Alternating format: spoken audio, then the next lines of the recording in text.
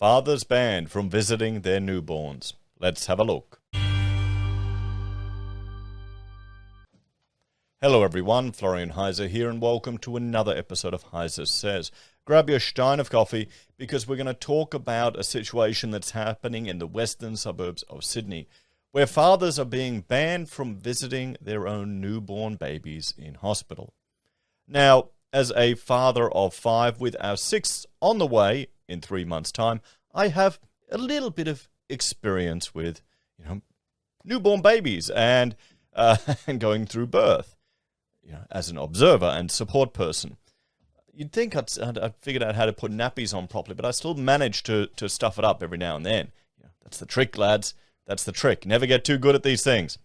But anyway, I thought it'd be worth having a look and discuss this issue from the perspective of a father, because depending on how traumatic the birth could be, not being able to visit your newborn, not being able to support your wife afterwards can be quite stressful, and I really feel for the fathers that are being put in this situation. And we've had a child during the lockdowns, and I'll explain to you how that all happened. But before we get into that, I want to draw attention to the sponsor for the video today, and it is our Twitch channel. Guys, check it out. We've got 2 shows, one on Monday night and one on Friday night. Monday, I haven't made the graphics for it, but it's going to be Rachel and I discussing education. Check that out. And Friday, it's usually an Ask Me Anything, discussing freedom, politics, and the freedom map, and really anything you want to talk about. There you go. Maybe even I can tell you the fun I'm having on Into the Breach. So let's have a look at helpless fathers and this article from the ABC that's drawing it to our attention. Fathers are feeling helpless after being banned from visiting newborns at Western Sydney hospitals amid COVID outbreaks. Now, this is, Edward was delivered during the lockdowns, everyone, here in Queensland. Only myself and Rachel could go into the birthing suite. We could have no visitors. Rachel did not care at all. She rather appreciated not having visitors. The way most of the births, with the exception of the last one, Rachel would be delivering the baby and within half a day back at home. That was the idea of this midwife group practice we were using at the Mater, which is fantastic. And because Edward has Down syndrome, T21, they need to observe them for a bit longer because, a duty of care. And so then Rachel she got to go into the ward. I think the issue we had for the first baby, Rachel actually spent the night in the ward, and that was rather traumatic because she was in a shared room with another lady who was just screaming abuse at her child all throughout the night. Shut up this and you stupid that, and it was a little concerning. So, other than that, most of our experiences have been in and out, in and out, in and out, and it just comes with time the easier you get. Even in this lockdown, I could go there. There was hardly anyone at the hospital. This is a year and a half ago now. There was hardly anyone at the hospital. You had to mask up when you went in and out, and they just restricted who had access to these areas. But I could be there for my wife and my child. Because often when you're the dad, after the birth, they want, you want to do skin to skin as the dad while the mother recovers. And that's proven to have a lot of beneficial health outcomes for the babies. So, James said he was left feeling helpless and robbed of one of life's most precious moments after he was sent home from the hospital immediately after the birth of his first child. And actually, I'm going to jump back to this cover image here. This is just a stock image, and notice how they're weighing the baby, putting the baby down to weigh. The baby is a little dirty, not really, pretty clean baby, but still. And why's the dad got a thing on? Anyway, here's a bit of advice I'd give you. Whenever you're weighing your baby, particularly right after the birth, grab your mobile phone, photograph the weighing. We had an instance where the midwife, she accidentally wrote down the wrong number. And, at the follow-up, she was concerned that the baby hadn't put on enough weight or was losing so much weight. And I said, no, look, here you go. Here, look, I photographed it on my mobile phone. I've got a record of it. And she goes, okay, that must have been a mistake. Because that's, a bit of advice there from an experienced father. Just, do that to keep you never know when you need it. Because those are the type of things that they watch out for. Baby not getting enough food, baby not putting enough weight on, that's what they measure. The man whose baby boy was delivered last week at Blacktown Hospital asked not to be named as his child is still receiving treatment there. James had to apply for an exemption to attend the birth, but that did not extend to the paternal ward. I mean, come on. He pleaded with staff for flexibility and offered to get daily COVID-19 tests and isolate in the ward, but it was to no avail. It was just a blanket no. It doesn't make logical sense. I'm already in the operating room, one of the most sterile places, but I can't go to the maternity ward. Our anxiety levels are already hitting the roof. It was like a bomb that dropped on us. So it sounds like if they were in an operating ward, maybe she had a cesarean. I had friends who had complications with it, where their wife nearly died. I can't imagine not being able to go into the ward afterwards. You know, what if the last image you saw was her getting wheeled off, distraught? He said he went home feeling cheated, while his wife was left feeling alone and unsupported. Well, yeah, that's the thing. You know, your wife is bloody exhausted after going through birth. She needs you there. I was the first person that changed Mina's first nappy. There you go. I'm going to hold that forever. I changed the first one's first nappy, and that's probably it from there. I know how to avoid them now. See, I'm smarter. It meant he did not see his wife and newborn son for 2 days after the birth. The midwives were wonderful and said it's ridiculous and wrong, but nobody seems to know who's making these decisions. Well, if it's ridiculous and wrong, then the midwives should have the authority to overrule it, shouldn't they? We really are living in a fascistic health system, aren't we?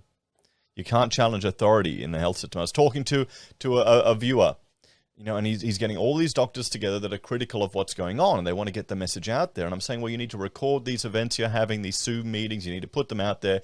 And he's going, there's some doctors that don't want to risk having their opinions in public against the establishment, because it's a very authoritarian and hierarchical profession, the medical industries. So that's why change takes a long time in medicine, healthcare, and especially, the dietary guidelines that the government's recommending to us. And one example I'll draw your attention to is Ansel Keene's 7 countries study.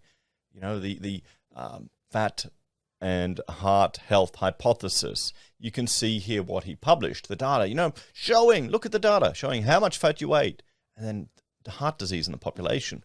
But if you look at the data that he actually collected, so there was many more than just these 7 countries that he recommended. And now this is being challenged decades later after the damage was done.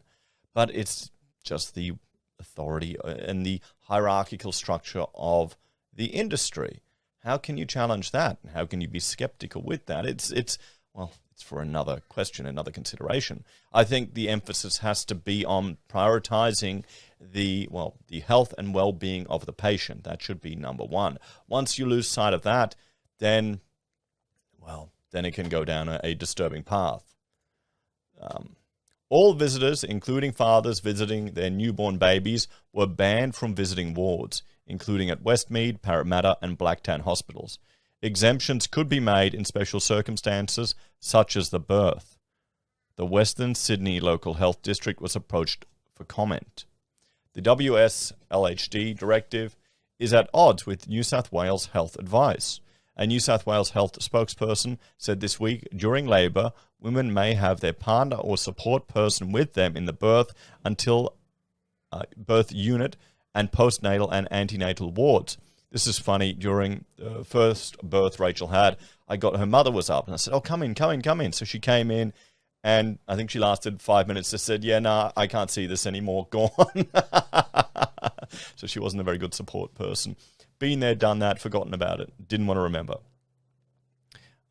Christian Begnell is a consumer representative at the WSLHD. Consumer representatives are responsible for taking up community concerns with the Health District's board. She said the new rule was being enforced at Westmead, Parramatta and Blacktown hospitals. Each hospital was saying something different, she said. The language barrier wasn't properly navigated at Blacktown. This is a multicultural community, but it took 4 days to translate the no visitor message. There were women showing up in labour and staff were unable to communicate why their partners couldn't come in. She claimed some midwives had threatened to quit over the policy. Yeah, I don't blame them. This is ludicrous. This is utterly ludicrous. You're giving birth, let the husband be there. Come on.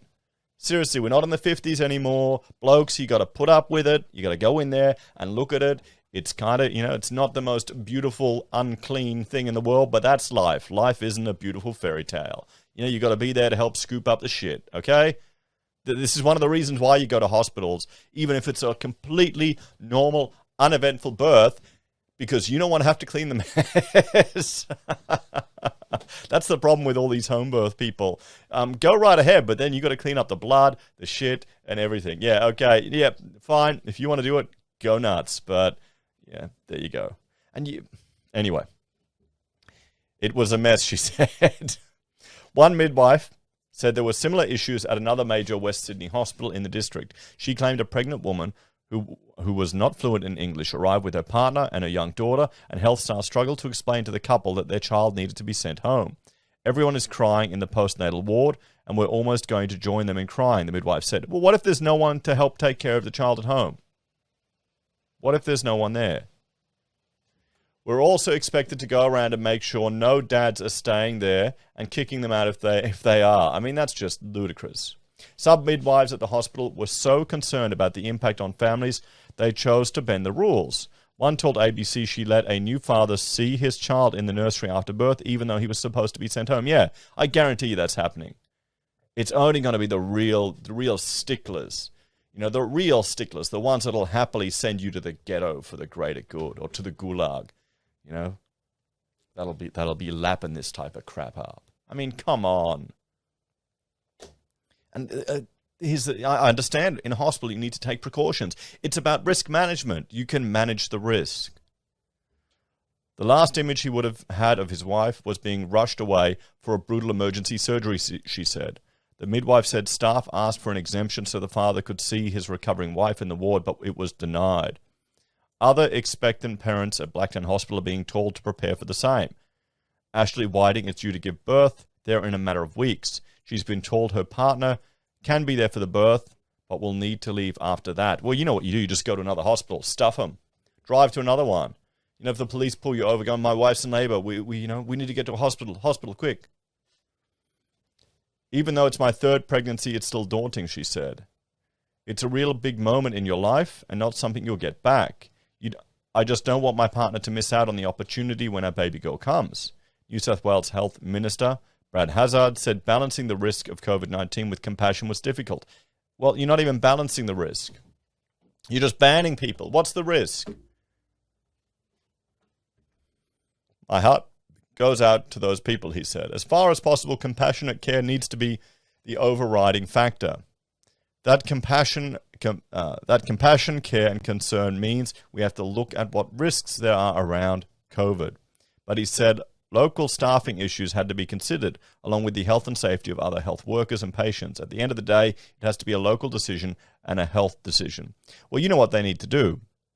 They need to manage the risk. That's what they need to do.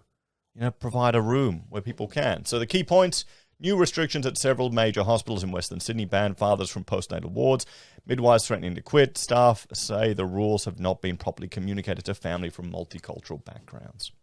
So what is the solution to this, everyone? What's the solution and the takeaway? Well, this is frustrating. Oh, hang on, wait a minute.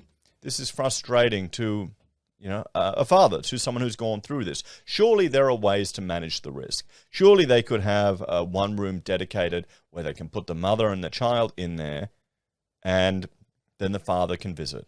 How many births are they going to have? They can set up some rooms so that they can cycle through people through it. They can clean them between. They can manage the risks. There has to be a way to do it. If you're in the birthing unit, surely they could bring the child to you. Or they can do a test before you go there, or you can go and complete scrubs and go there to see your own kid. The concern is they're overreacting, and they should be able to manage it. This is one of the things with our healthcare system. We have, the design has changed in a lot of hospitals, particularly here in Queensland, where you've got dedicated rooms for a lot of people, not a ward.